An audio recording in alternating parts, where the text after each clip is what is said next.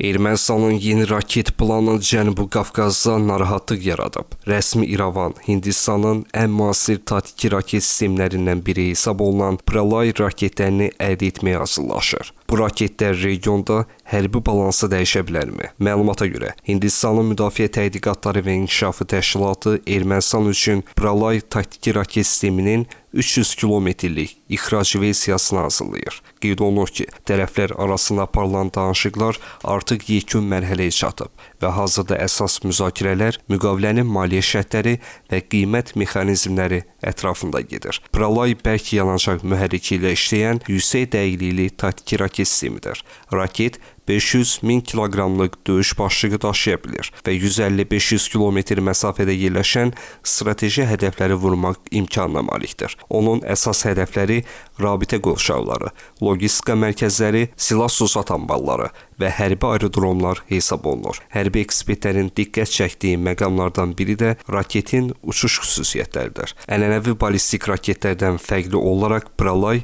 kvazi-ballistik trayektoriya üzrə hərəkət edir və uçuş zamanı istiqamətini dəyişə bilir. Bu isə raketin aşkarlanmasını və hava hücumuna müdafiə sistemləri tərəfindən qarşısının alınmasını daha da çətinləşdirə bilər. Qeyd edək ki, Ermənistan son illərdə Hindistanla hərbi texniki əməkdaşlığını əhəmiyyətli dərəcədə genişləndirib. İndi isə Pralay raketlərinin mümkün tədarükü regionda yeni müzakirələrə səbəb olub. Hələlik Hindistan və Ermənistan tərəfindən bu mümkün razılaşmanın yekunlaşığı barədə rəsmi açıqlama verilməyib. Sizcə, Ermənistanın Pralay raket sistemini əldə etməsi Cənubi Qafqazda hərbi balansı dəyişə bilərmi?